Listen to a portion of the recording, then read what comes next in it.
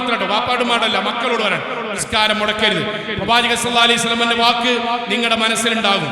അവ്വലുമാ യുഫ്ഖദു ഫിദ്ദീനി അൽ അമാന, ആദ്യമായി എന്റെ സമുദായത്തിൽ നഷ്ടപ്പെട്ടു പോകുക ഉത്തരവാദിത്ത ബോധമാണ്. വആഖിറുഹാ, ഏറ്റവും അവസാനം നിസ്കാരമാണ്. നിസ്കാരം ഒരു വക്ത് നിങ്ങളുടെ പോയാൽ, സുബഹിക്ക് 7:15 എഴുന്നേൽക്കുക എന്ന് പറഞ്ഞാൽ പോയി എന്നാണ്. കൂട്ടുകാരൊപ്പം ടൂറ് പോയിട്ട് ളുഹ്ർ അസ്റും പോയി എന്ന കാഫിറായി എന്നാണ്. പന്തളിക്ക് 7s 11s കാണാൻ പോയിട്ട് മഗ്‌രിബ് ഇശാ നിസ്കരിക്കാതെ വീട്ടിൽ വന്നിട്ട് കിടന്നിട്ട് അന്ന് രാത്രി മരിക്കാൻ പറഞ്ഞാൽ അവനാന്റെ വീട്ടിൽ കാടിവെള്ളവും വൈക്കോലും കൊടുത്തു വളർത്തുന്ന ആട് ചത്ത് മലക്കും പോലെ ചാകുന്നാണ്. അതിനപ്പുറം വേറൊന്നുമില്ല. അതാണ് കാഫിറാകുക എന്ന് പറഞ്ഞാൽ.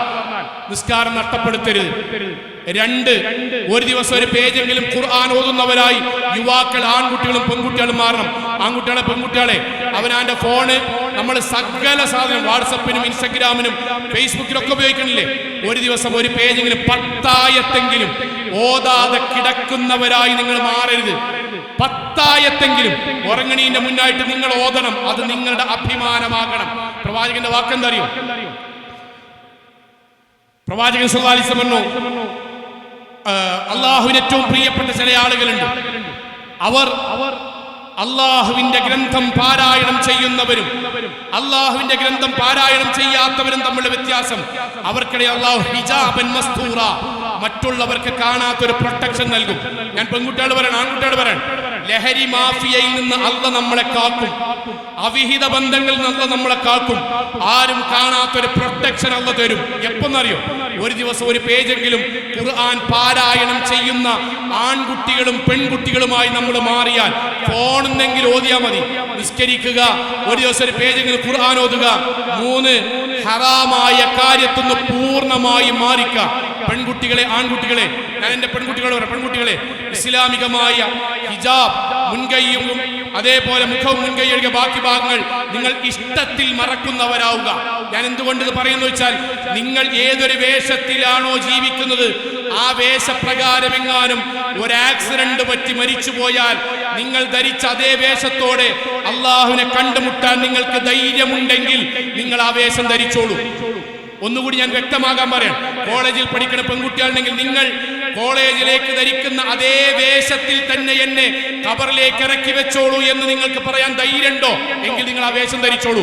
അല്ല, അവിടെ നിസ്കാരക്കുപ്പായോ മഫ്തിയിട്ടേ ഖബർക്ക് ഇറക്കാൻ പറ്റുള്ളൂ. അത് കപടതയാണ്.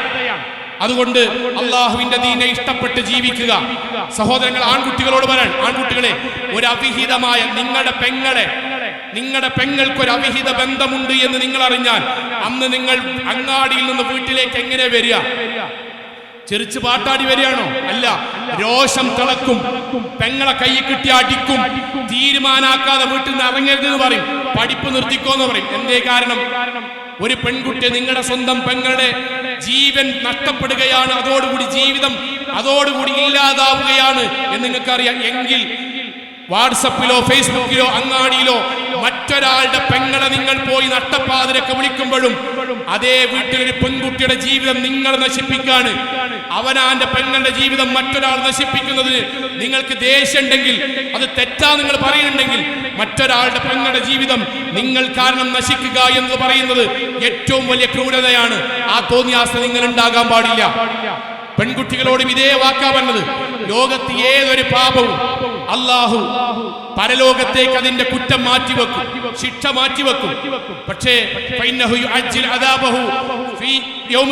ഈ ദുനിയാവിൽ വെച്ച് തന്നെ, ദുനിയാവിൽ വെച്ച് തന്നെ അല്ലാഹു ചില തെറ്റുകളുടെ 1-ാം ഘട്ടം ശിക്ഷ നടപ്പിലാക്കും. അതിലൊന്നെന്താ അറിയോ? ഉമ്മാനും ബാപ്പാനും ഉപദ്രവിക്കുക.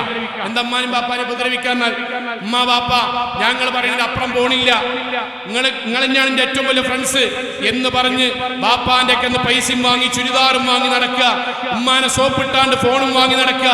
എന്നിട്ട് ബാപ്പിമ്മിയും കാണാതെ വാതിലുകൾ കുറ്റിയിട്ട് കർട്ടനുകൾ താഴ്ത്തിയിട്ട് ഹെഡ്സെറ്റ് ചെവിയിലേക്ക് വെച്ച് ബാപ്പാനിമാരും നാവ് കൊണ്ട് ചതിച്ച് ഫോണ് കൊണ്ട് ചതിച്ച് അവിഹിതമായ ബന്ധമുണ്ടാക്കി അവസാനം മാതാപിതാക്കളെ ഈ അങ്ങാടി കൂടെ നടക്കാൻ കഴിയാത്ത വിധം അപമാനിതരായി ഈ നാട്ടിൽ കൂടെ നടക്കുന്ന ഒരു അവസ്ഥ ഉണ്ടാക്കുക. ഞാന് കഴിഞ്ഞ 1.5 ആഴ്ച മുന്നേ ഒരു നിക്കാഹിന് പങ്കെടുത്തു, കോഴിക്കോടാണ്.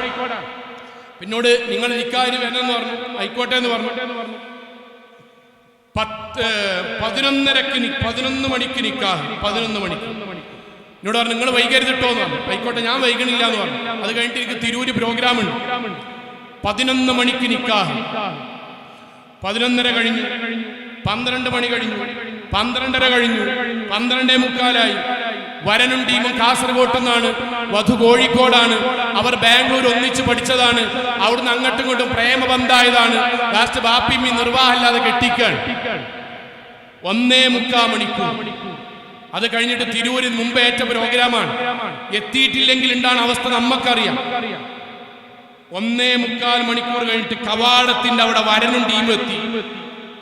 ഓൻ അവിടുന്ന് ഓഡിറ്റോറിയത്തേക്ക് 15 മീറ്ററാണുള്ളത്. ഓനെത്താൻ 15 മിനിറ്റ്. എന്തേ? ഓനെ ടീം വരാണ്ട് ഒന്നിച്ചേ വരുള്ളൂ. 1:45 മണിക്കൂർ കഴിഞ്ഞൊരു ഇതിലേ വന്ന് ആയിക്കോട്ടെ ഞാൻ ഏതായാലും നിക്കാഹ് പെട്ടെന്ന് കഴിക്കാം. ഞാൻ എഴുന്നേറ്റുന്നു. ഞാൻ പെൺകുട്ടികളോട് പറയട്ടെ, എഴുന്നേറ്റുന്നു. കാസർഗോട്ട് നിന്ന് വന്ന ടീമിൽ 2 ആൾക്കാർ ഞാൻ അങ്ങനെ നിക്കാഹ് അസ്സലാമു അലൈക്കും എന്ന് പറഞ്ഞപ്പോൾ എൻ്റെ ഷർട്ടിന്റെ ബാക്കിൽ പിടിച്ചിട്ട് ചോദിച്ചു, നിങ്ങളാണ് നിക്കാഹ് കഴിക്കണമെന്ന് ചോദിച്ചു. ഞാൻ പറഞ്ഞു അവരോട് ചോദിച്ചു നോക്കിയിരുന്നു. അതേതാണ്? സദസ്സിൽ കച്ചറ. ഇത് മുജാഹിദല്ലേ? മുജാഹിദീങ്ങൾ നിക്കാഹിന് ഞങ്ങളെ മകനെ കെട്ടിച്ചൊടുക്കൂല. അടുത്ത ചോദ്യം, ഞങ്ങൾ ഒപ്പിടാൻ പോണ സാക്ഷികളും ഒപ്പിടാൻ പോണ ബുക്ക് മുജാഹിദ് മഹല്ലത്താണോ? അവിടുത്തെ ആൾക്കാരാണ്. അതെ. മുജാഹിദ് മഹല്ലിൽ ഒപ്പിടേ ഞങ്ങളോ? നടക്കൂല. നിങ്ങൾക്ക് അറിയോ? വലിയൊരു ഓഡിറ്റോറിയം, 10-600 ആൾക്കാരല്ലേ, ഒരു 300-ഓ 250-ഓ മുസ്ലിം സഹോദരങ്ങൾ ഓല് എഴുന്നേറ്റ് നോക്കുക. സ്റ്റേജ് മേലെ കച്ചറ പ്രശ്നം. ഞാനവിടെ മാറി. ഞാൻ പറഞ്ഞു നിങ്ങൾ എന്തെങ്കിലും തീരുമാനിച്ച് ലാസ്റ്റ് പറയും, എനിക്ക് പെട്ടെന്ന് പോകണം. അവസാനം വന്നിട്ട് പറഞ്ഞു നിങ്ങൾ 1 മിനിറ്റ് നിങ്ങൾ നിൽക്കാതെ പ്രശ്നം. 1 മിനിറ്റ്. അങ്ങനെ നമുക്ക് പൂതിയായിട്ട് പോയതാണല്ലോ കോഴിക്കോട്. ഇവിടെ നിന്ന് സ്ഥലം കിട്ടായിട്ട് മൈക്കെട്ടായിട്ട് പോയതാണല്ലോ അങ്ങോട്ട്. 1 മിനിറ്റ് നിങ്ങൾ നിൽക്കാവുത്ത്. ഞാൻ നിക്കാവുത്തിൽ വന്നിട്ടു. ഇസ്ലാന്തിയിൽ ഈ പറഞ്ഞതൊന്നുമില്ല. ഇസ്ലാന്തിയിൽ വേറെയാണ്. ഇൻഷാല്ലാ പിന്നെ നമുക്ക് പഠിക്കാനേ പോകുന്നു. ഞാനവിടെ നിന്നു. ഞാനത് കഴിഞ്ഞിട്ട് ഇറങ്ങുമ്പോൾ ആ കുട്ടിന്റെ വാപ്പ എന്റെ കൈ എടുത്തേക്ക് വന്നിട്ട്, പെൺകുട്ടിന്റെ വാപ്പ, നല്ല തടി മണ്ണൊക്കെ നല്ലൊരു ജെന്റിൽമാൻ ആണ്. അദ്ദേഹം ഇങ്ങനെ ചേർത്ത് വെച്ചിട്ട് ആണ് കരഞ്ഞു. എന്നിട്ട് പറഞ്ഞു, മൗലവി 2 മണിക്കൂർ നിങ്ങൾ വെയിറ്റ് ചെയ്തു, ബാക്കിയുള്ളവരാണ് ഇട്ടുപോയി, നിങ്ങൾ അത്രയും മാന്യത കാണിച്ചു, എന്നിട്ടും നിങ്ങൾ അപമാനിതനായേണ്ടി വന്നു എന്നതിൽ എനിക്ക് സങ്കടമുണ്ട്. അദ്ദേഹം കൈ ഇങ്ങനെ ചുരുട്ടി പറയണേ, എന്റെ പെൺകുട്ടിന്റെ വിഷയം ഞാൻ സ്റ്റേജിൽ വന്ന് തീർത്തു കൊടുത്തിന്, എനിക്ക് നിർവാഹമില്ലാതായി പോയല്ല മൗലവി. ഞാൻ വാപ്പാണ്, സാരല്ല, കുഴപ്പമില്ല, ഓരോട് ഇഞ്ഞെങ്കിലും ദീനിയായിട്ട് ജീവിക്കാൻ വേണ്ടി പറയും. ഞാൻ എന്തിനാ പെൺകുട്ടിയോട് പറഞ്ഞറിയോ? സ്റ്റേജ് മേൽ എന്താ നടക്കണറിയോ കുട്ടികളെ? ഒരു ബാപ്പിമ്മ ജീവിതകാലം മുഴുവൻ അവരെ അധ്വാനിച്ചിട്ട് പഠിപ്പിച്ചൊരു മകളെ നിങ്ങളെ കല്യാണത്തിന് കൊണ്ടുവന്നിട്ട് നിങ്ങളുടെ വരൻ, നിങ്ങൾ പ്രേമിച്ച ചെക്കനല്ലേ ഓലെ പെരക്കാര് ബാപ്പാനിമാരെ നിർത്തുക. എന്നിട്ട് വന്നിട്ട് പറയാം, മുജാഹിദാണ് ഞങ്ങൾക്ക് വേണ്ട, മൗലവി നിങ്ങൾ ആട്ടി പറഞ്ഞോളി, ഒക്കെ അവിടുന്ന് ഞങ്ങൾ ഒപ്പിടൂല. ആ സമയത്ത് തൗഹീദുള്ള ഒരു പെൺകുട്ടിയാണെങ്കിൽ എഴുന്നേറ്റ് അവിടെ നിന്ന് പറയണ്ടേ, എന്റെ ബാപ്പാനും ഇമ്മാനും സമ്മതിക്കാത്ത ഒരാളുടെ കൈ പിടിച്ചിട്ട് കാസർഗോട്ടേക്ക് ഞാൻ വരൂല, നിങ്ങൾ വേറെ ആളെ നോക്കോളി എന്ന് പറയാനുള്ള ചങ്കൂറ്റ് എന്തുകൊണ്ടുണ്ടാകാത്തറിയോ? തോന്നിയാസത്ത് കൂടെ പ്രേമിച്ച് ജീവിച്ചുകൊണ്ടാണ്. മിണ്ടൂല ഓള്. എന്തേകാനറിയോ? ബാപ്പ തൂങ്ങി മരിച്ചാലും ഉമ്മ വിഷം കുടിച്ചാലും ഞാൻ റീൽസ് കണ്ട തോന്നിയാസം നടപ്പിലായാൽ മതി, അതിന്റെ അപ്പുറം എനിക്കൊരു ജീവിതമല്ല. പരലോകത്തിട്ട് വരും. പരലോകത്ത് കഥ കാണിച്ചു. പരലോകത്ത് കഥ വാക്കില്ല. ദുനിയാവെന്ന് സ്വന്തം മക്കളെ കൊണ്ട് അങ്ങാടി എന്നുള്ള വഷളാപ്പിക്കും. അതെന്തിനാ പറയണ വെച്ചാൽ സങ്കടം കൊണ്ടാ പറയണേ. അവനവന്റെ കാര്യം മാത്രം നടക്കാം. ദുനിയാവത്തെ അമ്മമാരും എളാപ്പി മൂത്താപ്പി മുഴുവൻ മാറുക, പ്രശ്നമില്ല, എനിക്കോനെ കിട്ടിയാ മതി. എന്നിട്ട് ബാപ്പ കരയ, ഉമ്മ കരയ, പ്രശ്നമില്ല. 4 കൂട്ടുകാരുണ്ടാവും തോന്നിയാസം കണ്ട് ജീവിച്ച്. ഞാൻ എന്റെ രക്ഷിതാക്കളോടല്ല, വിദ്യാർത്ഥികളെ അവിഹിത ബന്ധം ഉണ്ടാകരുത്, നിസ്കാരം ഒഴിവാക്കരുത്. ഒരു ദിവസം ഒരു പേജെങ്കിലും ഖുർആൻ ഓതി അള്ളാഹുവിന്റെ തൃപ്തിയും സംരക്ഷണവും നേടിയെടുക്കുന്നവരായി മാറുക. ഏറ്റവും അവസാനം ഏത് സമയത്ത് മരണപ്പെട്ടു പോകുമ്പോഴും മുസ്ലിമായി മരണപ്പെട്ടു പോകാനുള്ള തയ്യാറെടുപ്പ് ഈ യുവത്വ കാലഘട്ടത്തിൽ തന്നെ നമ്മൾ ഉണ്ടാക്കിയെടുക്കുക. ഏത് കാലത്തും ഞാൻ പഠിപ്പിക്കുന്ന കുട്ടിയാണ്, 9ാം ക്ലാസ് പഠിപ്പിക്കുന്ന കുട്ടിയാണ്. ഊട്ടിയിലേക്ക് ബൈക്കിൽ പോയി ആക്സിഡന്റ് പറ്റി ഹൃദയത്തിലേക്ക് കമ്പി തുളഞ്ഞു കയറി സഡൻ ഡെത്ത് സംഭവിച്ചത്. അള്ളാഹു ആ കുട്ടിക്ക് സ്വർഗം നൽകട്ടെ. എത്രയോ കുട്ടികളാണ്, യുവാക്കളാണ്, വിദ്യാർത്ഥികളാണ് ജീവിതത്തിൽ ആക്സിഡന്റിൽ പെട്ട് തീപ്പൊള്ളലേറ്റ് അറ്റാക്ക് വന്ന് ജീവിതത്തിൽ മരണപ്പെട്ടു പോയത്. അവരെവിടുക്കാ പോയത്? ഇന്ന ഇലൈനാ ഇയാബഹും സുമ്മ ഇന്ന അലൈനാ ഹിസാബഹും. 19ാമത്തെ വയസ്സിൽ 20ാമത്തെ വയസ്സിൽ നാട്ടിലെ ബാക്കിയുള്ള കൂട്ടുകാർ മുഴുവൻ ഇവിടെ കൂടിയിരിക്കുമ്പോൾ അവർ ഖബറിനടിയിലേക്ക് അള്ളാഹുവിന്റെ വിളിക്കുത്തരം നൽകി മലക്കളുടെ ചോദ്യങ്ങൾക്ക് ഉത്തരം പറയാൻ വേണ്ടി പോയവരാണ്. അവരോട് അള്ളാഹ് ചോദിക്കും, നിസ്കരിച്ചിക്കണോ, ഇസ്ലാമിക വേഷം ധരിച്ചിക്കണോ, ഹറാമുകൾ കണ്ടുക്കണോ, തോന്നിവാസം ഉപേക്ഷിച്ചിക്കണോ, ഖുർആൻ ഓതിക്കണോ, ബാപ്പാനിമ്മാന് തൃപ്തിയോട് കൂടിയിട്ടാണോ നീ ഖബർക്ക് വന്നത്? അതിന് അല്ലാഹുവേ, എന്നെ കൊണ്ട് കഴിയുന്ന രൂപത്തിൽ ഞാൻ ദീനിയായി ജീവിച്ചിട്ടുണ്ട് എന്ന് പറയാൻ കഴിയുന്ന അല്ലാഹുവിന് തൃപ്തിപ്പെട്ടവരായി ജീവിക്കുന്ന യുവാക്കളും യുവതികളുമായി വിദ്യാർത്ഥികളെ, യുവാക്കളെ നിങ്ങൾ മാറുക.